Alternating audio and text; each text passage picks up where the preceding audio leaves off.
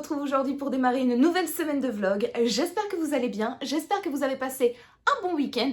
Le mien, oui, il fut bon, il était un petit peu chargé parce que j'ai dû travailler exceptionnellement samedi et dimanche, donc du coup je n'ai pas eu le temps de rester à la maison et le temps de lire, mais j'ai quand même pris le temps d'aller à un petit salon littéraire avec ma copine de book club, Les Épilogues de Sceaux, donc Sophie que vous connaissez quand même à très bien connaître sur cette chaîne, mais voilà, je vais pas vous en dire plus parce que je vous ai déjà un petit peu raconté ma vie dans le précédent vlog, donc je vais pas me répéter. Et si vous voulez savoir ce que j'ai fait ce week-end un peu plus en détail, surtout ce que j'ai lu, les livres que j'ai terminés, les livres que j'ai abandonnés, voilà, n'hésitez pas à aller voir mon précédent vlog. Comme d'habitude, je vous le mettrai dans le petit juste ici, voilà, donc n'hésitez pas à aller le voir. Et sinon, au niveau de mes lectures, je vous avais laissé la semaine dernière sur un petit cliffhanger. Vous êtes un peu haut, non? Si, hein, je trouve, je suis un petit peu coupée. Attendez, je vais vous baisser un petit peu. Voilà, je pense que ce sera mieux niveau cadrage. Ouh, ça tremble. Voilà, est-ce que vous êtes droit? Vous êtes droit? Eh, ouais, c'est un petit peu mieux. J'ai moins l'impression de faire 1m20, 1m40. C'est bon. Là, c'est un petit peu mieux cadré. Du coup, je disais, je vous avais annoncé dans le précédent vlog que j'avais donc abandonné ma lecture qui m'a suivi pendant quand même relativement longtemps. J'ai lu 148 pages de La Maison Noire de Yusuke Kishi. Voilà, j'ai décidé d'abandonner ce livre-là. Ça, je vous l'avais annoncé, mais en revanche, je vous ai laissé sur un petit cliffhanger parce que je ne vous avais pas encore parlé de la lecture que j'ai commencé du coup lundi matin.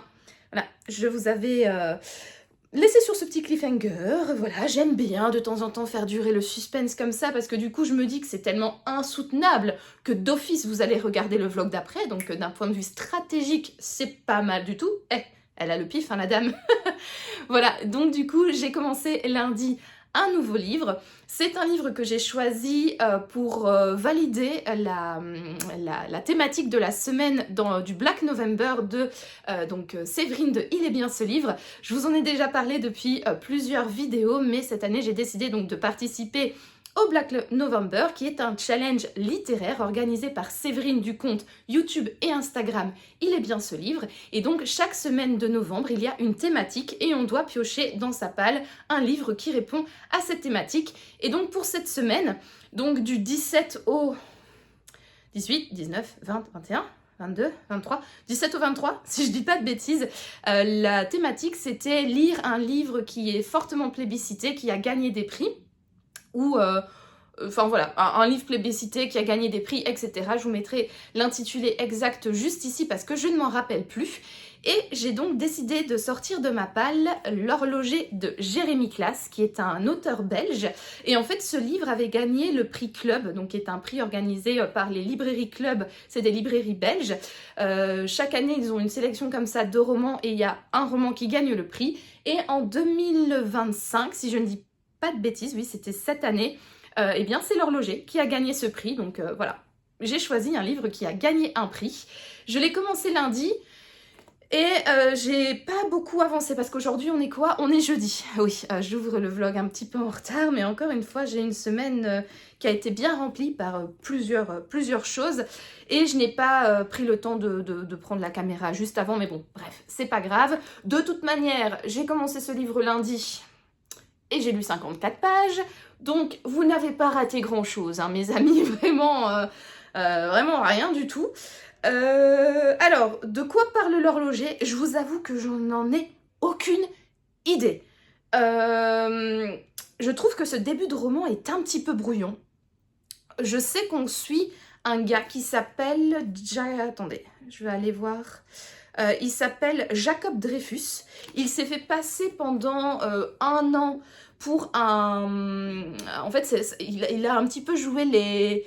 C'est un journaliste, professeur à l'université, qui a un petit peu joué les agents infiltrés dans un parti hyper extrémiste aux États-Unis, un parti un peu style néo-nazi, enfin voilà, hyper antisémite, hyper anti-tout, voilà, donc pro-blanc, pro-ceci, pro-cela, enfin bref, le bon parti américain extrémiste comme on se l'imagine.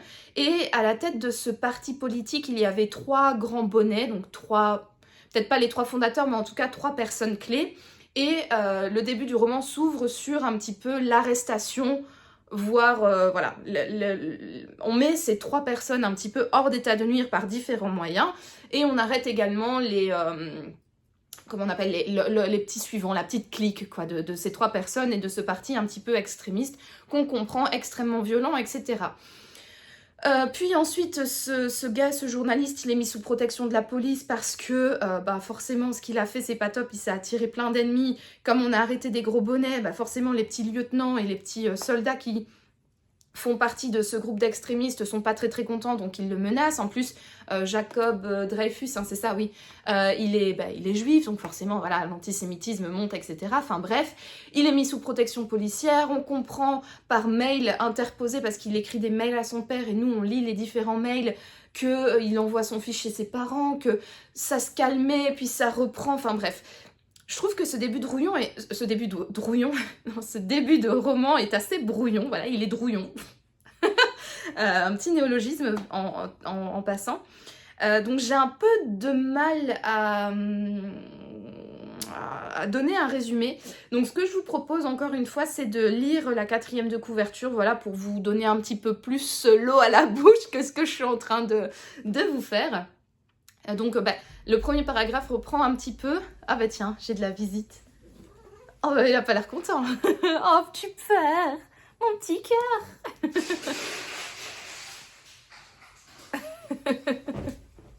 Mon petit père. Et toi tu viens pas dire bonjour? Hello. Voilà, on a eu un petit peu des petits visiteurs impromptus, voilà, totalement désirés, hein, bien évidemment, mon mari et mon chat, ils viennent quand ils veulent, qui sont venus me faire du coup une petite blague. Bref, donc du coup, revenons à nos 4e de couverture. La première partie, c'est exactement ce que je viens de vous expliquer, donc c'est... Un an d'infiltration a permis à Jacob Dreyfus, jeune universitaire new-yorkais, de faire tomber le plus gros réseau néo-nazi des États-Unis, un exploit qui lui a valu la plus prestigieuse des récompenses, le prix Pulitzer, et le plus lourd tribut à payer... Ah bah tiens, ça je ne savais pas. Et un lourd tribut à payer, l'assassinat de sa femme. Bon, en lisant... C'est pour ça que je ne lis jamais la 4e de couverture, parce que, du coup, sa femme est toujours en vie, là où j'en suis. Mais bon, bref. Continuons cette 4e de couverture en espérant qu'elle ne va pas encore plus me spoiler. 10 ans plus tard... Ah, il vit encore 10 ans. Tiens, quel spoil. 10 ans plus tard, c'est sous une nouvelle identité qu'il vit, comme témoin protégé dans le sud de la France avec son fils. Mais le malheur n'en a pas fini avec lui et frappe au cœur, à nouveau. Face au sort qui s'acharne contre sa famille, Jacob n'a plus qu'une option, de proie, devenir chasseur, et découvrir qui se cache derrière cette machination aux ramifications tentaculaires qui opère sous la férule du mystérieux horloger. Voilà, donc lire la 4e de couverture, ça va quand même donner des indices sur les différentes questions que je me pose, parce que du coup là je suis des personnages et je comprends pas trop le lien avec le début. Du coup maintenant je comprends que la femme de l'autre là elle s'est fait assassiner, et que du coup le bonhomme que je suis en train de suivre, c'est lui sous protection de témoin.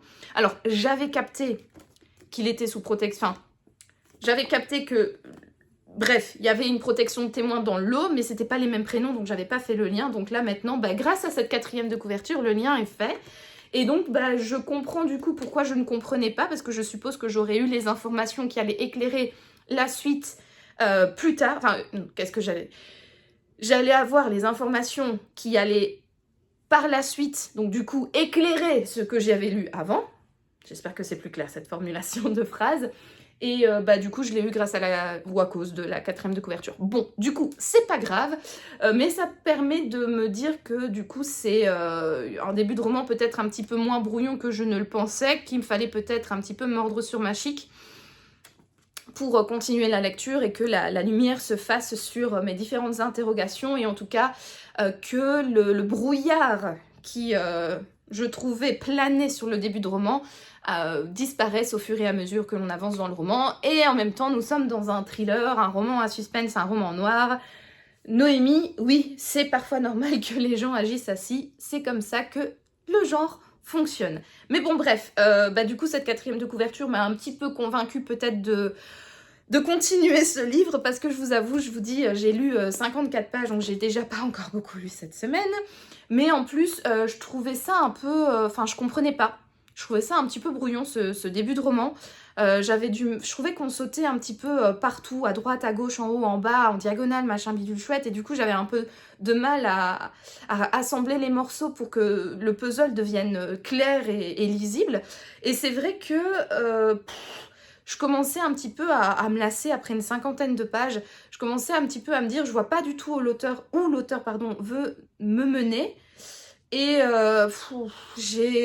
ouais. C'est clair que là, les semaines qui s'est enchaînées de mon côté ont été quand même relativement sportives. J'ai pas eu beaucoup de temps pour lire. Et donc, du coup, d'être plongée dans un roman qui me donne plus d'interrogations, avec lequel j'ai du mal à accrocher parce que je comprends pas, ça me donne pas trop envie d'y retourner pour le peu de temps que j'ai à lire. Et donc, du coup, bah, je n'avance pas non plus en faisant comme ça. Mais là, en vous parlant, en découvrant du coup cette 4e de couverture, j'arrive à raccrocher les wagons. Et alors oui, moi je dis wagon, hein, je suis belge, hein, n'oublions pas, wagon pour les Français, pour pas trop vous choquer. Donc j'arrive maintenant à raccrocher les wagons entre eux et bah, ça me donne peut-être une motivation supplémentaire pour continuer ce bouquin, voilà, en me disant, ah ben voilà, en fait, il y a un lien, le lien va être expliqué un peu plus tard, donc Mort sur Tachi continue.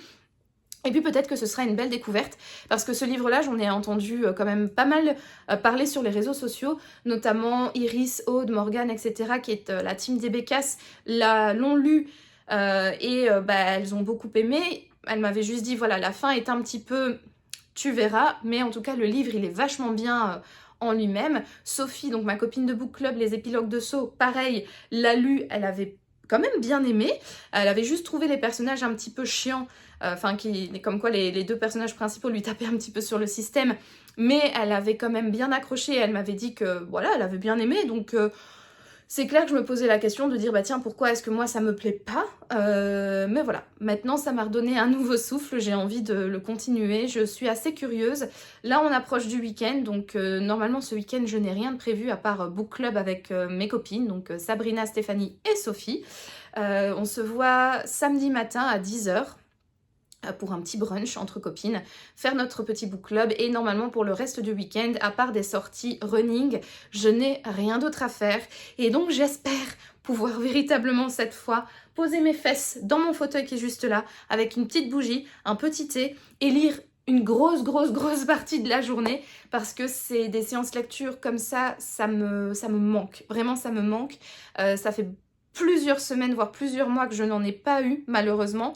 Enfin non, j'exagère, il y a quelques week-ends, attendez, pas le week-end passé, mais le week-end d'avant, samedi après-midi, j'avais bien lu, donc voilà, j'exagère peut-être un petit peu, je fais un petit peu ma drama queen, mais bon voilà, ça remonte quand même à loin, parce que, à part il y a 2 week-ends de cela, la dernière fois que je m'étais posée pour lire, chez moi, ça remontait véritablement à plusieurs mois, et donc c'est le genre de petits moments cocooning que j'aime faire pendant mes week-ends, que je n'ai plus fait depuis longtemps, et donc du coup bah voilà, bref, ça me manque, et j'ai hâte de pouvoir lire plus de 10 pages et de m'endormir ensuite sur le bouquin, ou de devoir sortir du bus pour aller au travail. Donc voilà, j'ai hâte de m'offrir ce luxe d'avoir une longue session lecture pour peut-être bien avancer, lire 150, 200 pages d'une traite, pour être vraiment immergée aussi dans ce bouquin, parce qu'on va pas se mentir, quand tu lis 10 pages le matin avant d'aller au travail, 5 pages le soir, rebelote 10 pages le matin le lendemain, 5 pages le soir, t'arrives pas à rentrer dans le roman. Non, on va pas se mentir, franchement, tu n'arrives pas à rentrer dans le roman, et c'est parfois ce rythme de lecture-là qui gâche un livre, qui fait qu'on ne se sent pas bien dedans, qui fait qu'on le critique négativement, alors que si on avait ce luxe de pouvoir avoir des sessions de lecture normales, de pouvoir se plonger dans 20, 30, 50 pages, voire 100 pages peut-être d'une traite, on se sentirait mieux dans le bouquin. Donc voilà, écoutez. Un petit peu un avis de début de roman, à voir comment il va évoluer dans la semaine, et surtout ce week-end. On se reprend, enfin je vous reprends de toute manière plus tard dans la semaine pour vous faire un rush intermédiaire ou pour clôturer ce vlog, donc stay tuned, à tout de suite, et écoutez, moi je vous dis donc à plus tard.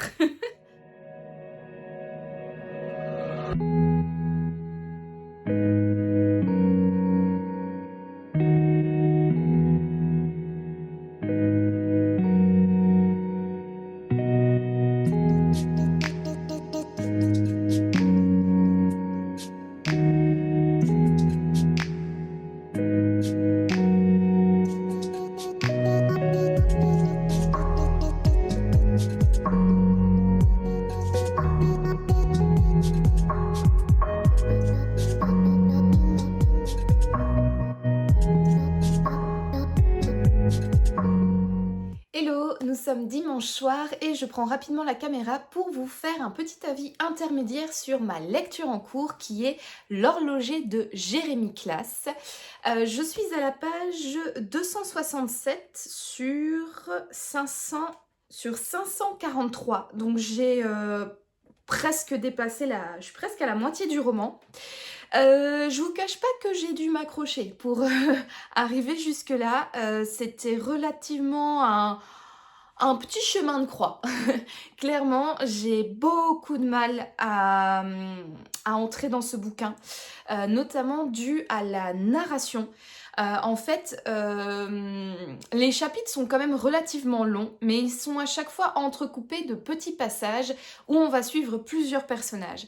Et en fait, je trouve que les personnages sont extrêmement nombreux. On va faire parfois des petits allers-retours entre les différentes temporalités. On va voir machin qui est aux États-Unis, bidule qui est en France, machin chouette qui est en Belgique. On oscille entre 2007, 2008, 2019, 1940 à Auschwitz. Enfin bref, il y a pas mal de lieux, pas mal de temporalités, pas mal de personnages. Et du coup, j'ai vraiment du mal en fait à recoller les morceaux entre les différentes personnes, les différents lieux, etc., les différentes histoires. Et je trouve que c'est vraiment une narration extrêmement brouillonne. J'ai beaucoup de mal à accrocher. Heureusement, depuis la page, on va dire plus ou moins 200, je trouve qu'il y a un nouveau souffle qui est insufflé à la narration.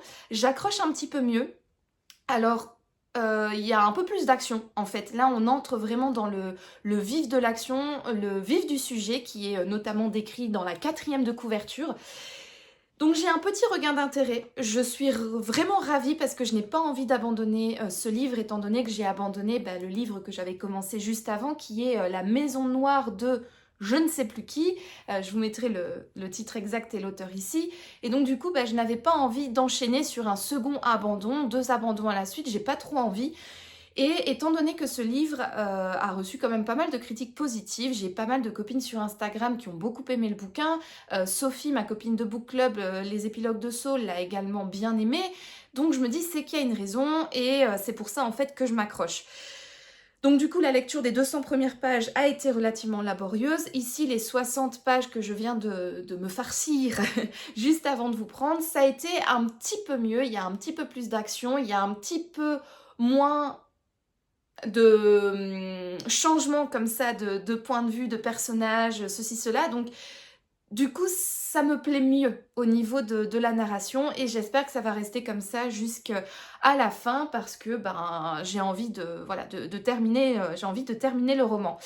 Donc voilà, je trouve ça quand même un petit peu long de devoir attendre la page 200 pour avoir l'histoire qui se passe sur la 4e de couverture et pour pouvoir avoir un petit peu d'action. Je trouve vraiment que ça entre très tard dans l'intrigue.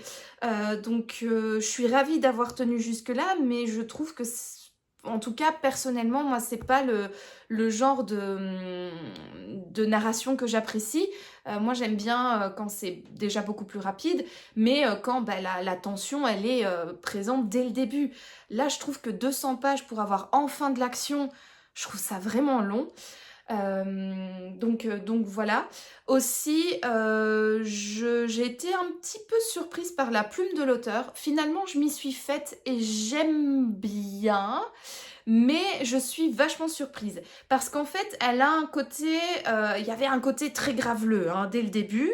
Je trouve... j'ai rencontré l'auteur quand donc on est allé avec Sophie à la foire du livre de Bruxelles et c'est là que je lui ai pris. J'avais déjà rencontré l'auteur à Iris Noir en 2024, donc je l'avais déjà croisé plusieurs fois, je l'ai déjà entendu parler plusieurs fois et je trouve que c'est quelqu'un qui a quand même une certaine éloquence, qui parle bien et du coup là sa narration, j'avoue que ça m'a totalement un peu déconcertée parce que je trouve que c'est un petit peu graveleux et il a aussi une plume un petit peu... Je sais pas trop comment la décrire, mais l'auteur est belge, mais je trouve qu'il a une plume franchouillarde. Enfin, je sais pas, j'ai l'impression que c'est quelqu'un un peu de la campagne, voilà, qui a écrit, voilà, c'est... Je trouve que c'est bien écrit, je trouve que c'est quand même une plume qui fait le taf, ou en tout cas qui m'a permis de continuer de lire ce livre, donc je trouve que la plume n'est pas du tout mauvaise, mais elle a ce côté à la fois graveleux et à la fois... je sais pas comment expliquer. Franchouillard, c'est le seul mot qui me vient en tête. Un petit peu, tu sais, la narration comme ça, des personnes qui mettent pas trop les formes, enfin bref, qui parlent un peu, pas crûment, mais franchement, qui parlent, voilà, comme les gens, par exemple, de la campagne. Franchouillard, enfin, je sais pas du tout comment expliquer... comment décrire cette plume plus que ça. Peut-être que j'y réfléchirai quand je vous reprendrai pour conclure ce vlog ou dans le prochain vlog. Mais voilà, elle a une certaine caractéristique qui m'interpelle un petit peu, voilà, voilà, je me pose enfin, voilà, qui me déconcerte. Mais cela dit, je trouve qu'elle est quand même agréable, qu'elle tient quand même en haleine, enfin, comment dire, qu'elle tient quand même l'attention, parce que non, elle tient pas du tout en haleine, mais elle maintient l'attention, je la trouve agréable, je la trouve originale. J'ai pas en tête, enfin en tout cas, j'ai vraiment l'impression de n'avoir jamais rien lu de ce genre. Au niveau de la plume, je la trouve très particulière. C'est pas nécessairement un point négatif, comme je le dis, c'est voilà, ça me déconcerte, mais à la fois je trouve ça intéressant et je trouve que ça donne une certaine originalité du coup à l'histoire, à ce livre, etc. Et ça me plaît tout en me déconcertant, hein, voilà. Je pense que vous l'aurez compris, c'est assez spécial. Voilà, donc franchement c'est aussi grâce à ça que j'ai tenu jusqu'à maintenant, parce que j'avais envie de voir comment cette plume allait s'améliorer, comment ça allait évoluer à travers le récit. Comme je l'ai dit au début, je l'ai trouvée relativement graveleuse, ça diminue avec le récit. Alors bien évidemment, en fonction des personnages avec qui on se trouve, la narration devient un petit peu plus vulgaire, un petit peu plus... Voilà, mais c'était très très fort au début, ou en tout cas ça m'avait fortement surprise au début, et là je trouve que ça s'atténue petit à petit. C'est pas plus mal parce que bon voilà, c'est pas nécessairement le genre de narration que j'aime bien non plus, ça me dérange pas les gros mots, je suis pas de là à être choquée, voilà, quand on est un petit peu désobligeant, qu'on a des remarques un petit peu salaces ou quoi, c'est pas du tout ça, mais c'est vrai que j'aime pas non plus la surenchère de ce genre d'écriture, quoi. Voilà. Hâte du coup de voir où ça va mener. J'espère que l'intrigue va continuer sur sa lancée. Donc là, je trouve que ça devient un petit peu plus prenant. Ça happe un petit peu plus mon attention. Franchement, autant je décrochais extrêmement facilement dans les 200 premières pages, autant là, les 60 pages que je viens de lire, je les ai lues, peut-être pas d'une traite, mais en tout cas, je les ai lues sans aller voir mon téléphone, sans le poser pour aller faire un bisou à Yumi ou un bisou à mon mari. Enfin voilà, j'étais vraiment happée. Et j'espère que ça continuera comme ça, parce que comme je l'ai dit, j'ai pas envie de l'abandonner et j'ai envie de savoir quoi. Je sais que la fin risque peut-être de me surprendre et de me déplaire, parce que toutes les copines qui m'ont parlé de ce bouquin et qui l'ont aimé ont trouvé que la fin ne valait pas le coup. Donc, j'ai envie de voir, j'ai envie de savoir quelle est cette fin qui ne plaît pas du coup aux personnes qui ont pourtant adoré tout le reste du livre. Et j'ai envie de voir du coup quel sera mon avis final, comment sera le chemin pour arriver à ce dénouement. Est-ce que ce dénouement, moi aussi, je vais le trouver totalement en décalage par rapport au reste de l'intrigue? Je ne sais pas, mais j'avoue que ma curiosité a quand même été piquée à vif, et donc j'ai envie, voilà, de continuer cette lecture. Donc voilà, je vais vous laisser pour ce rush d'aujourd'hui. Je vous reprendrai demain pour conclure le vlog, en espérant pouvoir ce soir encore lire quelques petites pages, ou alors demain lors de mes trajets de bus. Allez, je vous dis donc à plus tard.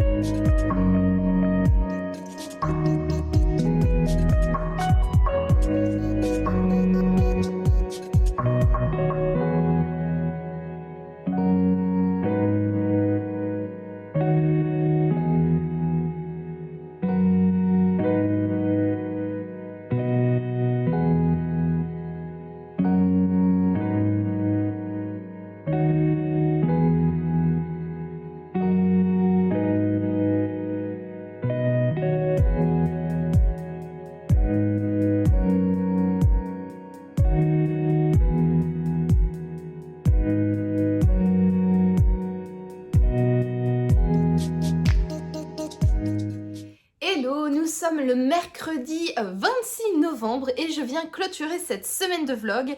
Finalement, je ne vous aurais pas repris lundi parce que j'avais envie d'avancer un petit peu plus sur ce bouquin, donc L'horloger de Jérémie Classe, pour vous en parler un petit peu plus avant.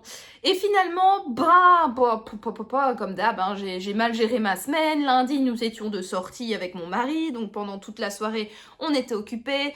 Hier, donc mardi, j'ai fait complètement autre chose, j'ai fait mes ongles, si vous voulez tout savoir, en regardant 1 ou 2 épisodes de Downton Abbey, donc voilà, donc je n'ai pas des masses lues in fine. Et bon, là, je m'étais dit qu'il était temps de clôturer ce vlog parce que j'ai pas encore commencé le vlog prochain et que de toute manière, je n'aurais pas terminé le bouquin voilà, pour la clôture de ce vlog. Donc, tant pis. Je vais pas du coup m'aventurer, enfin, je vais pas non plus répéter ce que j'ai déjà dit dans le rush précédent. Je suis à la page 332 sur 543. Donc, il me reste un petit peu plus de 200 pages à lire. Et c'est long, punaise. Vraiment, c'est parce que j'ai abandonné le livre précédent, sinon je pense que celui-là, je l'aurais également mis en pause et je l'aurais également abandonné. Parce qu'en fait, vraiment, l'un des gros points négatifs de ce bouquin, et c'est un petit peu récurrent par rapport aux dernières lectures que j'ai faites, en fait, c'est qu'il y a beaucoup trop de blabla inutile, quoi. Mais là, autant dans le R.J. et Laurie, je disais que c'était long parce qu'il y avait beaucoup de descriptions, il y avait beaucoup de détails psychologiques des personnages, comme je vous le disais, R.J. et Laurie a tendance à fortement approfondir les personnages en parlant de leur enfance, en parlant de leurs parents, de l'enfance de leurs parents, de l'enfance de leurs grands-parents, etc. Et c'est à peine si on ne connaît pas la couleur, la marque et l'état d'usure de leurs chaussettes et de leurs slips ou petites culottes. Voilà, c'est ce genre de narration que je n'aime pas trop. Or, ici, on est plutôt sur, enfin, je veux dire, dans le R.J. et Laurie, donc c'est ce genre de narration que je n'aime pas trop, mais qui est in fine, qui potentiellement peut être intéressante parce que ça approfondit bien la psychologie des personnages, ça détaille bien, même si c'est un petit peu too much parfois. Même dans les descriptions des événements, etc., il y a vraiment pléthore de descriptions, et c'est parfois un peu too much. Mais in fine, pour les personnes qui aiment bien les narrations très descriptives et qui immergent, ça peut fonctionner. Moi, ce n'est pas le cas, déjà de base, mais alors dans un roman comme celui-ci, où en fait je trouve qu'il y a énormément de blabla inutile, c'est même pas qu'il fouille la psychologie des personnages, et c'est même pas que c'est du blabla qui pourrait servir à l'intrigue, moi je trouve qu'il y a énormément de passages tirés en longueur, vraiment inutilement. Je sais pas, à un moment donné, on va avoir un flic qui s'est fait virer, il va aller à la pompe à essence, et l'important de ce chapitre ou de ce passage, c'est qu'il va recevoir l'appel d'un autre flic qui va lui demander des informations sur un sujet.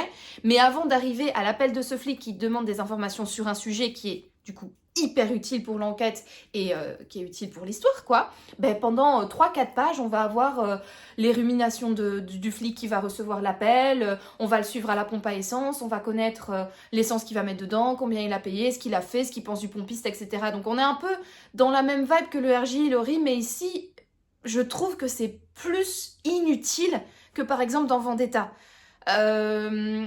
Alors, je sais pas si c'est le fait d'avoir enchaîné peut-être 2 bouquins, avec même 3, avec La Maison Noire que j'ai abandonné, il me semble que c'était dans le dernier vlog. Peut-être que c'est à force d'enchaîner comme ça des narrations lentes que celui-ci, c'est un petit peu la goutte d'eau qui fait déborder le vase, et que donc du coup j'ai l'impression que la narration ne sert à rien. Mais il y a vraiment parfois des moments où je lis des passages et je me dis mais putain, à quoi ça sert pour l'intrigue?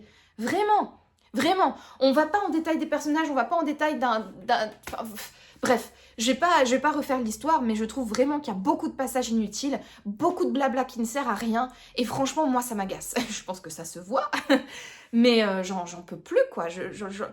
Je comprends pas. Vraiment, c'est le type de narration avec laquelle je n'accroche pas, mais alors pas du tout. Bien vite que je l'ai terminé, donc comme je l'ai dit, il me reste un peu plus de 200 pages, 210 pages. Je vais pas le mentir, je commence à le lire en diagonale. Ouais, donc quand je vois qu'il y a un paragraphe de blabla qui n'est pas en lien avec le cœur de l'histoire, je le passe. Ou je le lis vraiment en traviole en disant ok, je regarde s'il n'y a pas 2-3 éléments importants, genre les mots-clés, quoi. Et si je ne les vois pas, ces mots-clés, je passe au paragraphe d'après et je lis que les passages qui ont de l'intérêt, donc les dialogues entre les personnages, ou quand il y a une réelle avancée dans le fond de l'histoire. Parce que clairement, là, on est censé être sur une histoire de vengeance en fait, plus ou moins, parce que la 4e de couverture nous dit Jacob n'a plus qu'une option de proie, devenir chasseur. Ben j'attends toujours qu'il devienne chasseur, Jacob. Et on est là, j'ai déjà lu tout ça. Quand est-ce qu'il va devenir chasseur? Non mais sérieusement, non, trop long pour arriver, non, trop long. Déjà pour arriver à ce que la 4e de couverture dit, il a fallu attendre 200-230 pages. Merde, maintenant dans l'autre moitié du bouquin, autant que ça aille plus vite, quoi. Parce que franchement, quand est-ce qu'il va devenir chasseur? Ben là, à la 332e page, il n'est pas encore chasseur. Donc bordel de cul, quand est-ce que l'action va arriver? Quand est-ce que... Voilà. Non, franchement, j'en ai trop marre. Bien vite que je passe à autre chose. Ce qui me fait un petit peu... chier, veuillez excuser ma grossièreté, mais c'est qu'après celui-ci, je vais devoir lire un manuscrit parce que la maison d'édition Le Héron d'Argent m'a envoyé un manuscrit pour lequel j'allais candidater, mais il y a de cela plusieurs semaines. Et du coup, c'est un peu le mauvais timing parce que là, j'ai juste une envie, c'est de me plonger dans un livre qui va me... je sais pas, un page-turner, quoi. Donc partir dans un Nicolas Lebel. Oui, je sais, je parle tout le temps de Nicolas Lebel, mais bordel, j'aime sa plume et elle me fait du bien. Ou partir dans un Agatha Christie, ou je sais pas, prendre un roman peut-être un peu plus léger, genre j'ai encore des romans un petit peu young adulte, enfantin dans ma palle, donc je sais pas, ouais, je sais pas. Du coup, ça m'énerve parce que je sais que j'ai ce manuscrit après, et les manuscrits, bon, c'est un peu qui tout double, ça peut être parfois bien, voire très bien, mais vraiment les manuscrits que j'ai reçus, des très bien, j'en ai pas eu beaucoup. J'en ai eu des biens, où je prends du plaisir, où c'est pas mal, mais voilà, qu'il faut revoir. Mais par contre, j'en ai eu aussi pas mal où c'était un peu la croix et la bannière pour les terminer. Et donc, du coup, bah là, savoir que j'ai un manuscrit juste après celui-là, sachant que je me suis tapé avant un roman que j'ai abandonné, ouais, ouais, ça me démotive un petit peu, mais bon, bref. Je vais quand même aller au bout, j'ai envie de savoir, j'ai envie de terminer. D'autant plus que les copines qui m'ont parlé de ce bouquin, donc Iris du compte Instagram The Reading Iris, il y a Aude aussi du compte Instagram Sempiternel, il y a Morgane de Il me reste une page, il y a Sophie également, ma copine de book club, donc les épilogues de Sceaux.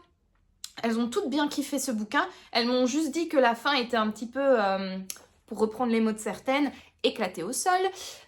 Et du coup, ben, je me dis, si elles ont kiffé tout le livre et pas la fin, qu'est-ce que ce sera pour moi la fin, vu que je n'apprécie pas trop ma lecture. Donc je suis curieuse, j'ai hâte de voir aussi quelle est cette fin qui divise quand même pas mal, parce que clairement c'est un parti pris de l'auteur d'avoir choisi cette fin. Et du coup, bah, j'ai hâte de voir pourquoi elle a déçu mes copines. Et de voir également ce que moi je vais en penser, parce que bah voilà quoi, j'ai envie de savoir, donc j'ai envie de le terminer. Mais bordel, j'ai hâte. Là, ici, on est mercredi, demain je suis en télétravail, et donc j'ai décidé de me faire une petite soirée bain et routine skincare, vu que lundi soir j'étais occupée, et donc du coup je n'ai pas pu faire ma petite routine, comment on dit, hebdomadaire, oui c'est ça, traditionnelle. Et donc c'est aujourd'hui que je vais me faire mon petit bain, ma routine skincare, et je vais lire sans doute pendant 1 heure et demie, voire 2 heures en faisant plouf plouf. Donc j'espère avancer. J'ai un rythme moi en général de plus ou moins 50 pages par heure. Donc peut-être que potentiellement je pourrais lire 100 pages ce soir, et donc demain il me restera plus que 100 pages à lire, que j'essaierai de me caser sur ma pause midi et le soir avant mon cours de japonais, pour vite terminer ce bouquin parce que j'en ai marre. Voilà, je pense que je pense que ça se voit et que vous avez compris. Sinon, vite fait pour un autre petit bilan lecture par rapport à ma lecture audio. Donc je lis Miséricorde de Jussi Adler-Olsen, je vous mettrai la miniature juste ici. Alors au niveau du résumé, donc on va suivre Karl Mork qui a vécu malheureusement quelque chose d'assez négatif au sein de la police, et quand il revient d'arrêt maladie, on a un petit peu envie de le mettre au placard, et donc on va le mettre à la tête d'un nouveau département qui s'appelle le département V, qui est censé résoudre les cold cases. Voilà, donc ces espèces d'enquêtes qui n'ont jamais trouvé de réponse et qui datent depuis quelques années. Il reçoit également un assistant, voilà, il a demandé un assistant, donc c'est Assad qui vient travailler avec lui. Assad est un réfugié syrien On sent qu'il voilà, il y a un petit mystère qui l'entoure. Là, ça commence un petit peu à creuser là où j'en suis, mais je suppose qu'on en saura un peu plus sur lui plus tard. Mais bon, bref, là, tout ce qu'on sait pour l'instant, c'est que c'est un réfugié syrien qui vient l'aider pour faire un peu l'homme de ménage, faire son chauffeur, etc. Enfin bref, pour être vraiment un petit peu un homme à tout faire. Sauf que Assad va lui mettre sous le nez, enfin lui attirer l'attention de Karl Mork sur une enquête qui date d'il y a 5 ans, où une dame qui s'appelle Merete Lingard, qui était une politicienne un petit peu en vogue, qui était vraiment un petit peu la coqueluche des politiques à ce moment-là et qui risquait d'avoir pas mal de votes aux prochaines élections, etc., a disparu. Et on n'a jamais retrouvé ni son corps, ni de traces, etc. On ne sait pas du tout ce qui est advenu de cette dame. Est-ce qu'elle est morte? Est-ce qu'elle est toujours en vie? Elle est morte dans quelles circonstances? Enfin bref, il y a vraiment le mystère total autour de la disparition de Merete. Et Karl Mork va décider d'enquêter sur cette affaire. Et donc voilà un petit peu pour le postulat de base. Le livre fait en tout, il me semble, 9 heures. 9 heures d'écoute sur Spotify, et moi j'ai déjà lu, enfin il me reste 41 minutes en vitesse 2. J'espère que je ne dis pas de bêtises au niveau des je sais plus, enfin bref, je vous corrigerai comme d'habitude ici si je dis des bêtises, mais il me semble que le livre en vitesse normale fait 9 heures, et moi comme je le lis en vitesse 2, il me reste 41 minutes, ce qui fait plus ou moins 1h20 si je l'écoutais en vitesse 1, quoi. Voilà, j'aime beaucoup. Franchement, je ne pensais pas aimer autant, parce que Jussi Adler-Olsen, c'est un écrivain d'un pays nordique. Il me semble qu'il est danois, vu que l'enquête se passe au Danemark. Et moi, c'est vrai que les romans, les thrillers nordiques, c'est pas trop mon truc, parce que ça prend son temps, c'est lent, etc. Et je pense que vous avez compris que ce genre de narration n'est pas du tout fait pour moi. Pourtant, là, avec Miséricorde, je trouve que c'est pas lent. Alors oui, l'enquête prend son temps, ça a mis du temps à démarrer. On est aussi dans une saga, en fait, où on va retrouver sur plusieurs tomes comme ça le département V. Donc forcément, ce tome étant le numéro 1, il a fallu poser les bases, il a fallu expliquer qui était Karl Mork, qu'est-ce qui lui est arrivé, pourquoi est-ce qu'il est à la tête du département V, qui est Assad, etc. Enfin bref, donc ça a posé véritablement les bases des différents personnages principaux. Donc forcément, l'enquête au début du roman est un petit peu passée au second plan, parce que il fallait poser les bases. Mais à partir du moment, je vais dire peut-être à un tiers du bouquin, à partir du moment où l'enquête a vraiment commencé, où Karl Mork a eu de l'intérêt pour ce dossier de Cold Case et qu'il a commencé à enquêter, je trouve que c'est plutôt addictif. Alors on n'est pas non plus sur un thriller mené de tambour battant, ça prend quand même son temps. En plus, comme c'est des cold cases, forcément il patine un petit peu, c'est un peu compliqué de réunir les indices, d'aller interroger les gens, parce que les gens se souviennent plus, parce que les gens ont bougé, ont déménagé, etc. Donc voilà, ça prend quand même son temps, mais je trouve que ça a un côté quand même relativement addictif. J'aime bien le récit. J'aime bien la plume, je trouve que ça passe en tout cas très très bien en audio, et je dois vous avouer que je passe d'excellents moments running du coup en écoutant ce bouquin. Là où j'en suis, donc il me reste 41 minutes comme je vous l'ai dit en vitesse 2.0, on sent que le dénouement approche, et bon Dieu que c'est franchement, quand j'ai terminé mon run, c'était quand la dernière fois que j'ai été courir, que j'ai écouté mon livre audio, c'était lundi. Quand j'ai arrêté mon run lundi, j'avais envie de courir un petit peu plus. Voilà, c'est parce qu'on était attendu le soir avec mon mari, sinon je pense que peut-être que je me serais encore laissée tenter pour courir peut-être encore un quart d'heure, 20 minutes, je ne sais pas, mais en tout cas ça devient, la tension a commencé à monter, et là où j'en suis, on est vraiment sur le bord de l'explosion, quoi. Ouais, vraiment, ça devient très très addictif, on sent que ça va péter. On sent qu'ils sont à un poil de cul de nonnette voilà, on est à un poil de cul de nonnette du dénouement, de savoir ce qu'il en est, etc. Les enquêteurs, et c'est très jouissif. J'aime vraiment beaucoup, et j'ai hâte de voir comment le roman va se conclure. Il faut savoir aussi que dans Miséricorde, en fait, il y a une double narration. Donc on va suivre Karl Karl Mork, pardon, qui enquête sur l'enlèvement, on va dire ça, de Merete Lyngard. Et en parallèle, en fait, on va suivre Merete Lyngard et on va voir ce qui lui est arrivé. Donc elle a disparu, donc on peut appeler ça un enlèvement. Et puis ensuite, on va voir en fait tout ce qui lui est arrivé. Voilà, donc il y a cette double narration. Donc nous, en tant que lecteurs, on sait. Voilà, on sait ce qui est arrivé à Merete, on sait si elle est en vie ou si elle n'est pas en vie, on sait tout, voilà, on sait tout à son propos, mais on ne sait pas du coup comment les enquêteurs vont arriver à découvrir ce que nous on sait et comment ça va se coordonner, quoi. Donc voilà, j'ai vraiment hâte. J'ai hâte d'avoir le dénouement, j'ai hâte d'aller faire mes prochaines séances de running. Ce sera demain, du coup, sur ma pause de midi. Et voilà, donc pour mon avis intermédiaire sur Miséricorde de Jussi Adler-Olsen. Et sinon, je suis passée aujourd'hui en librairie, j'avais besoin de prendre un petit peu l'air. Et étant donné que maintenant j'ai reçu tous mes cadeaux d'anniversaire, ah oui, bah, je peux vous parler de ça aussi. Ah ah, parce qu'en fait, pardon, j'ai un petit book haul à vous faire.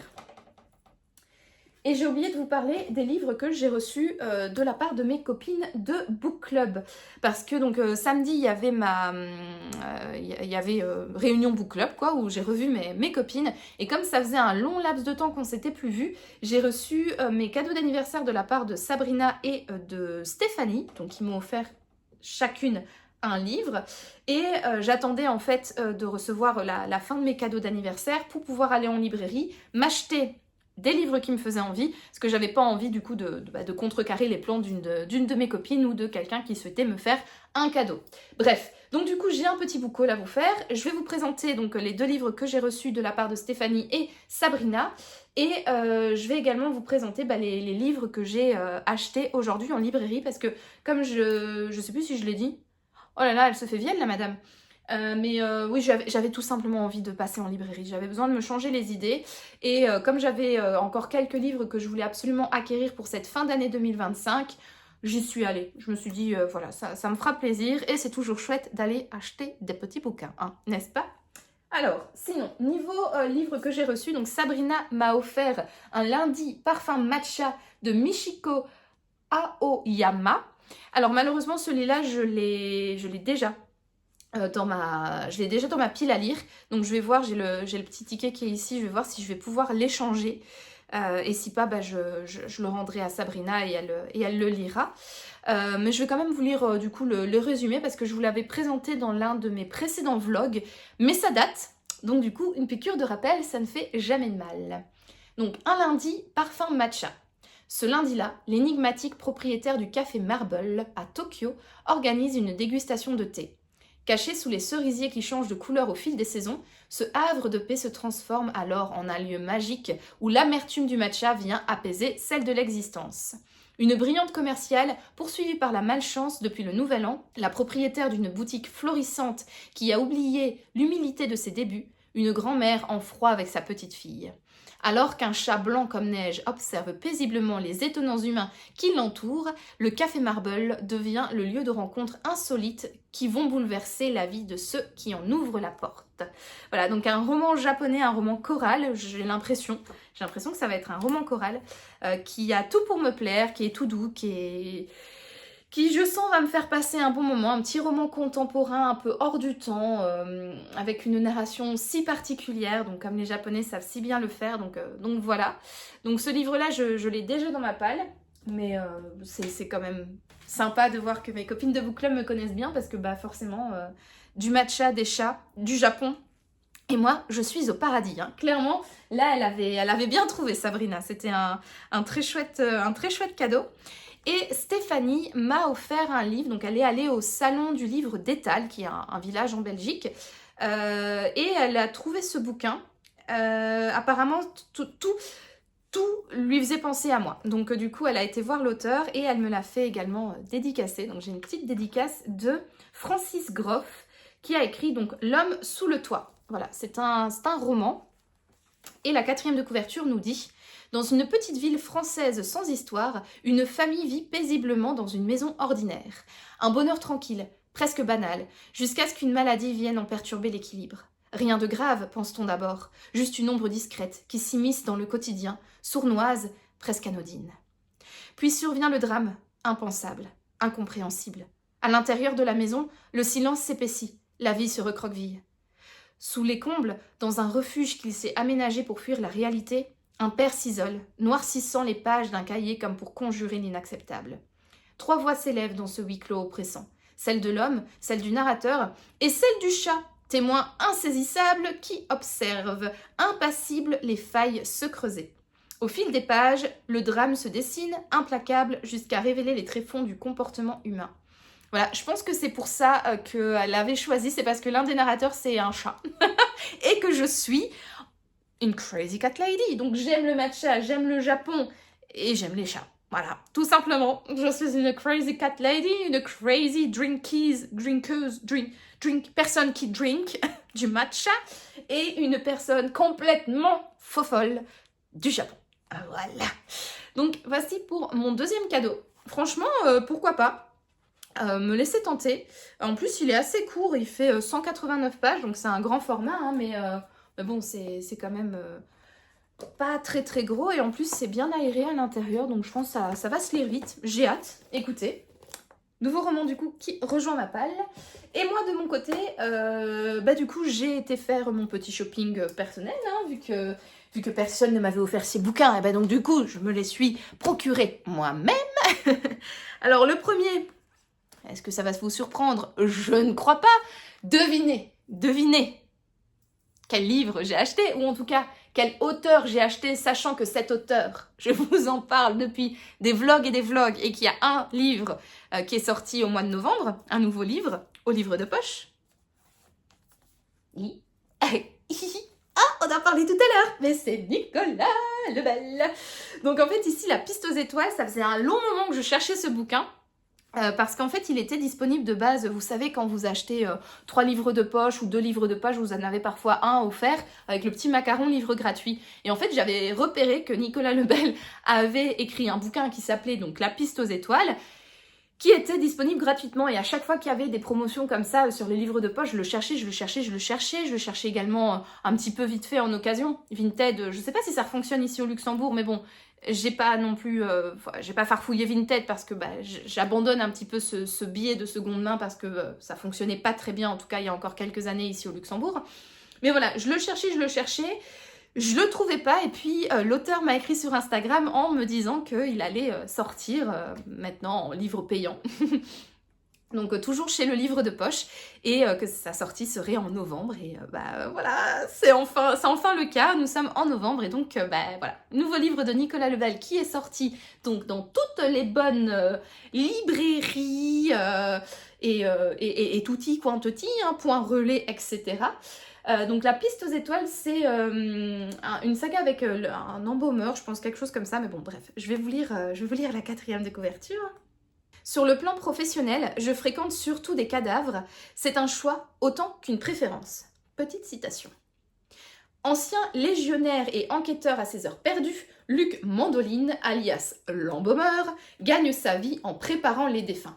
Lorsque Morten Madsen, un artiste mégalomane en quête de célébrité, lui propose de participer à un projet d'exposition de cadavres en Turquie, le thanatopracteur refuse. Les morts méritent qu'on les laisse tranquilles. Sauf si Interpol intervient pour vous infiltrer et lever le voile sur un trafic international d'êtres humains, en vous faisant chanter. Trop bien. Bon, je suis peut-être pas très objective, c'est un livre de Nicolas Lebel, donc forcément que ça me donne envie, forcément qu'il va rejoindre ma palle des livres que j'ai envie de sortir tout prochainement, et bien évidemment qu'il ne va pas rester des plombes dans ma palle, quoi. Ça me donne beaucoup envie. J'ai hâte du coup de voir ce que Nicolas Lebel nous propose ici, avec des nouveaux personnages, je suppose. Je regarde. Oui, ça doit être un nouveau personnage. Je sais pas si ça fait partie d'une saga, aucune idée. Ouais, je sais pas. Bref, donc je le découvrirai en lisant ce bouquin. En tout cas, une chose est sûre, c'est que je vais prendre beaucoup de plaisir à ma lecture, hein, n'est-ce pas? Parce que bon, c'est Nicolas Lebel, et vous savez que en cette année 2025, j'ai vraiment approfondi la biographie de cet auteur et j'en suis totalement fan, hein, c'est le moins qu'on puisse dire, donc voilà, je suis sûre que je vais passer un bon moment. Et puis même si c'est pas le cas, c'est pas grave, c'est Nicolas Lebel. Je suis sûre que ça va quand même être bien. Donc voilà pour le premier livre que j'ai acheté. Le second... Ah oui, alors je sais qu'il va y avoir plusieurs réactions parmi vous. Il y a ceux qui vont dire « Non mais Noémie, mais t'abuses, la femme de ménage. Pourquoi ?» Puis il y en a qui vont faire « Oh non, encore la femme de ménage. Oh non, non, on en a marre, on la voit partout celle-là. » Et puis il y a ceux qui vont dire « Ah, enfin tu vas terminer cette saga, trop bien, hâte d'avoir ton avis. » Voilà, alors peu importe de quel team vous êtes, le fait est que j'ai acheté le 3e tome de La femme de ménage. Donc La femme de ménage voit tout. La femme de ménage, pour ceux qui me suivent depuis les débuts, hein, depuis longtemps, ça a été quand même l'une de mes meilleures lectures de 2024 parce que c'est un livre qui m'a fait du bien au moment où je l'ai sorti, et je sais qu'on entend de tout et son contraire par rapport à ce livre, mais moi personnellement j'avais bien aimé. Franchement, le 2, je trouvais que ça avait fait le taf. C'était pas non plus la lecture du siècle, Milly m'avait vachement tapé sur le système, mais franchement, ça se lit bien, ça se lit vite, ça m'avait bien diverti, donc franchement, voilà, ça avait bien fait le taf. Alors l'espèce de mini-tome, là, 2.5 qui nous ont sorti, La femme de ménage se marie, bon ça n'avait aucun intérêt. Hein, clairement, c'était un vieux plat qui traînait dans le fond du frigo, que vous avez foutu au micro-ondes et que vous avez servi ça comme ça pour faire plaisir aux gens qui venaient manger chez vous. Mais honnêtement, ça n'avait aucun goût, aucune saveur et aucun intérêt. En plus, le livre, il coûte quand même 5 balles, il est minuscule. Vraiment aucun intérêt. Mais je sais que c'est un petit roman que l'autrice avait voulu donner à ses fans. Un petit peu, on dit ça chez nous en extrawurst. Donc ça veut dire en extra saucisse, donc en... Comment on peut dire ça en français? J'en perds mon latin, dites-moi, à force de parler luxembourgeois. Un petit peu en... Pour nous, enfin voilà, parce que dans celui-là, la femme de ménage est mariée, elle a des enfants, et donc du coup, les vrais fans, les fans hardcore de la femme de ménage étaient un petit peu déçus de ne pas avoir vécu le mariage de Milly et Enzo, et donc du coup, elle avait fait en fait ce tome un petit peu pour combler les attentes des lecteurs et pour faire plaisir, quoi. Donc c'était vraiment un petit surplus, un petit tome en plus comme ça pour faire plaisir aux fans. Mais si vous l'avez pas lu, si vous n'avez pas envie de le lire, ou peu importe, mais sachez que ça n'en vaut vraiment pas la peine. Et en tout cas, ne l'achetez pas parce que c'est très cher pour ce que c'est, ça se lit en même pas 1 heure. C'est pas oufissime, ça coûte 5 balles, donc gardez ça pour vous acheter un McDo, une frite ou j'en sais rien, ou un Mars, peu importe, Milky Way, Bounty, enfin bref. Mais ça n'en vaut pas la peine. Mais mine de rien, c'était quand même une saga que j'avais envie de terminer parce que comme je vous l'ai dit, le 1er tome j'avais vraiment beaucoup aimé, le 2e un petit peu moins, mais on va pas se mentir, elle a quand même le talent, Freida McFadden, d'écrire un roman qui se dévore, quoi. Enfin vraiment c'est hyper addictif, ça se lit vite, ça se lit bien, c'est pas oufissime, mais ça fait vraiment passer un bon moment en lecture. Et donc du coup, depuis que La femme de ménage, le 3e tome était sorti en poche, je l'ai tout de suite ajouté sur ma wishlist, quoi, parce que j'avais vraiment envie de connaître la conclusion de l'histoire de Milly, de lire ce 3e tome.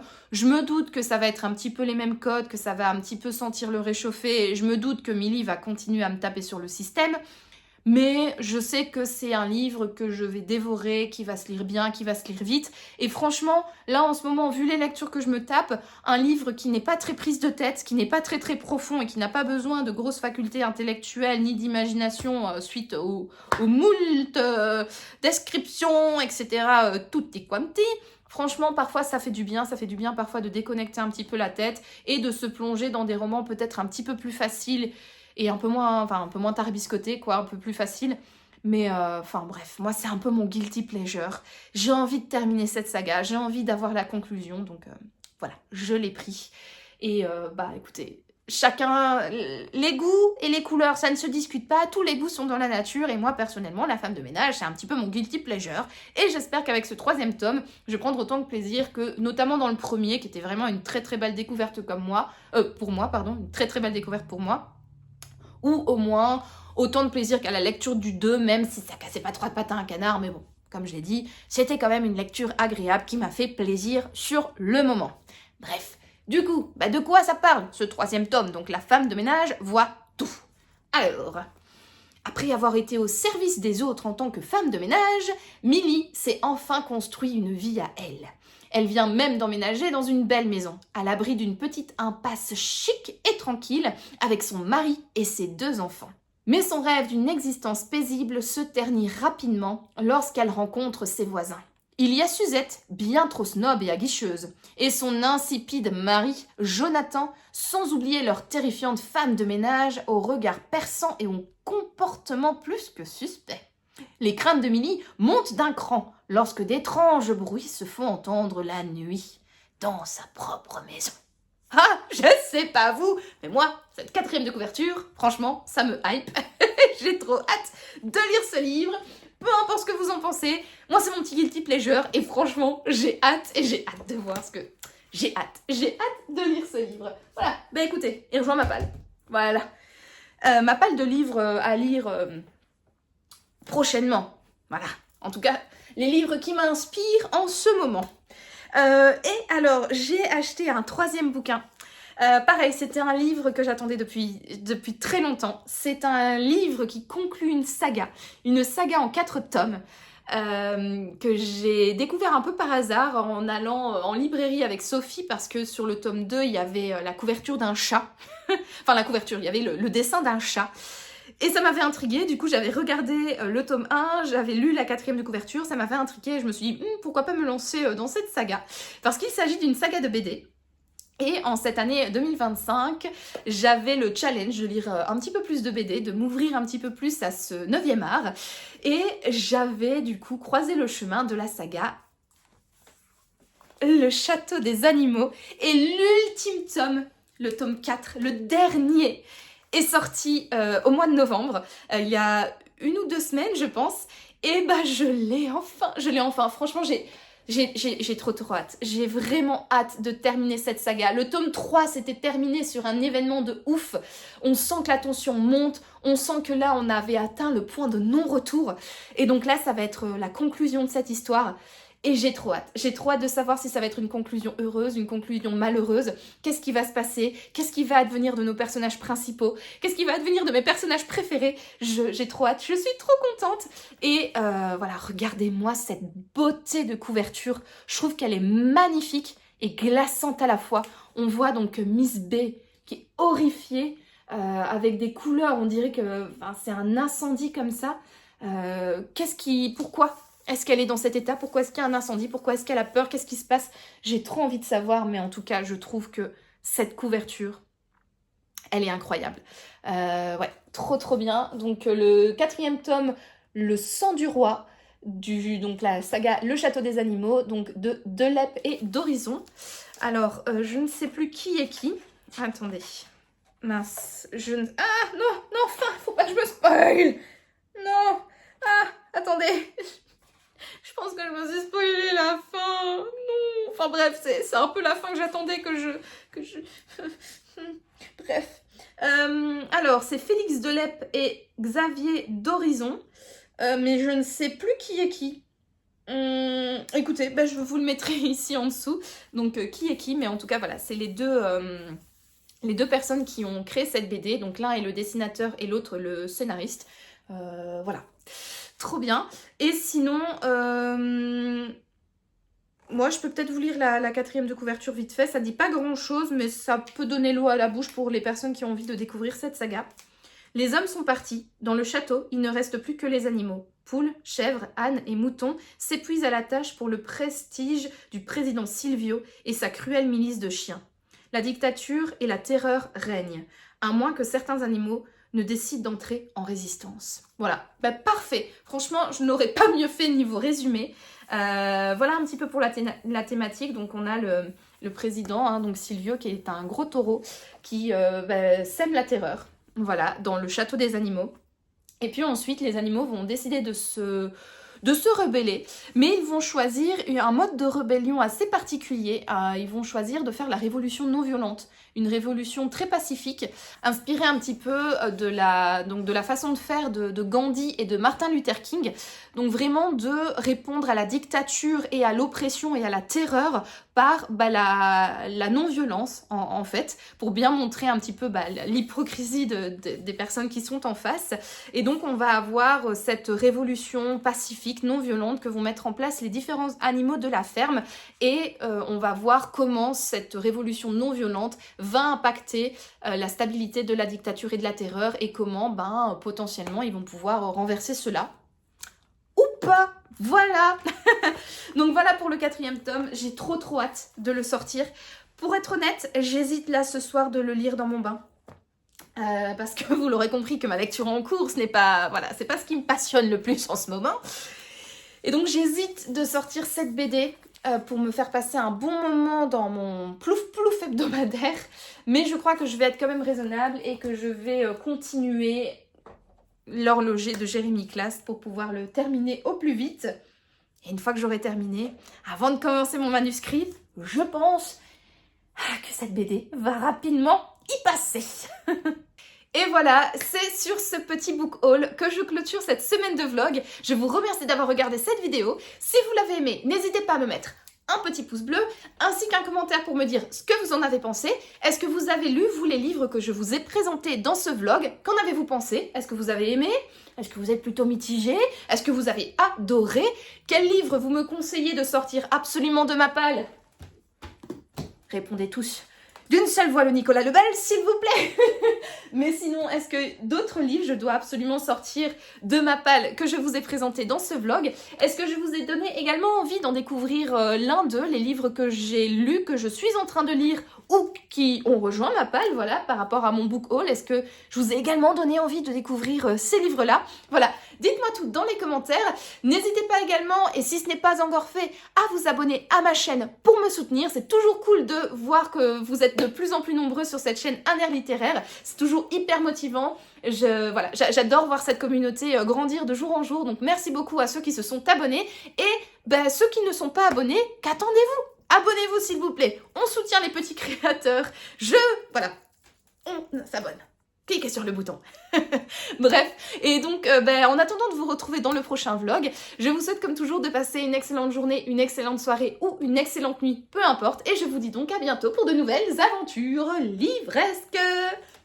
Ciao!